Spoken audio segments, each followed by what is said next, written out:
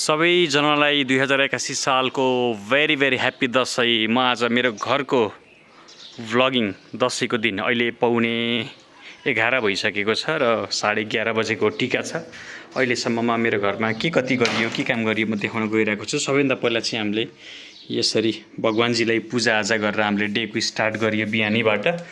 त्यसै गरी अब हामी जाउँ माथि ट्याङ ल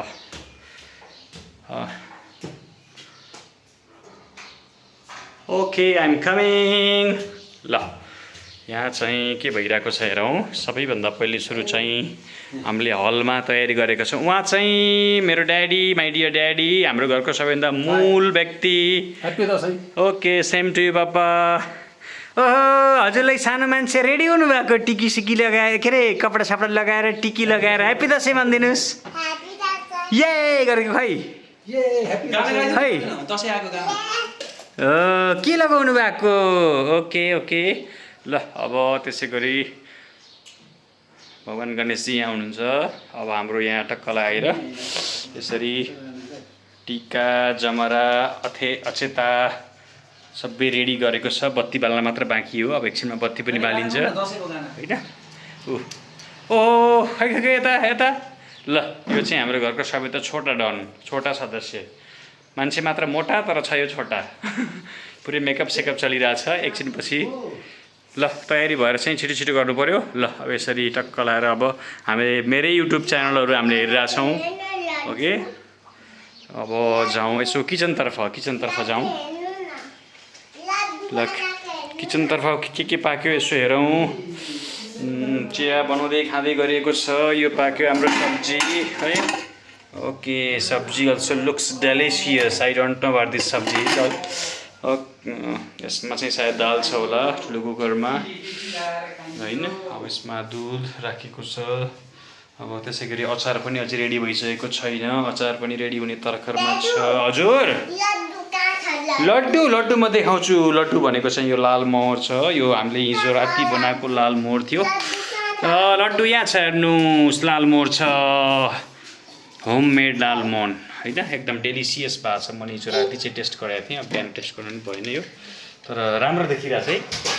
ल अहिले खाने, ल एकछिनमा खाने। ल मेरो पुन्टेले एकछिनमा खान्छ हो। ओके ल यो चाहिँ च्याङ्राको मासु ग्रेभीसितको टक्क लागेर स्पेसल अहिले खाने एकछिनमा है। टिकी लगाएर खानुपर्छ। यो चाहिँ च्याङ्राको ग्रेभी यो छ। म दिन्छु छोरो, म हजुरलाई दिन्छु। हजुरले त खाने हुन्छ भाइ। ल एकछिन है। ल यो चाहिँ च्याङ्राको मासु भइहाल्यो। अनि त्यसै गरी हिजो राति बनाएको यो च्याङ्राको सुकुटी पनि बनाएर राखेको छौँ। पका एकछिन। यो चाहिँ च्याङ्राको सुकुटी पनि म देखाउँछु है। ल यो चाहिँ च्याङ्राको सुकुटी हो। करिब 1.5 किलो मासुबाट चाहिँ यति मात्र बनेको छ सुकेर। Okay right. ल यता हो छोरी यता हो। ल यसै गरी तयारी हुँदैछ। अझै कम्प्लिट भइसकेको छैन। ल अब यता मामुको भिडियो बनाइदिन्छु पक्का ल। ल यहाँ हाम्रो भाइ साहबको पनि रेडी हुँदैछ। पुरै कालो कुर्ता सञ्जय दत्त स्टाइलको छ होइन।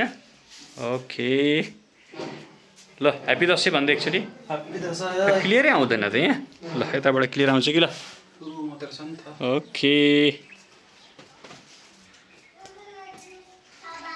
यो भयो। अब यहाँ पनि तयारी हुँदैछ। के छ तयारी हुँदै हो दसैँको? मम्मीको तयारी भइसक्यो? किन मिलेन त? साडी त मिल्नु पर्ने हो त। अघिनीबाट पुरै तयारी हुँदैछ यहाँ है। तयारी भइसकेको छैन? ओ माई गड यस्तो भएन नि त। अनि छोरीलाई तयार भएर बाहिर गइसकेकी रहेछन्। यहाँ अझै तयारी हुन बाँकी छ।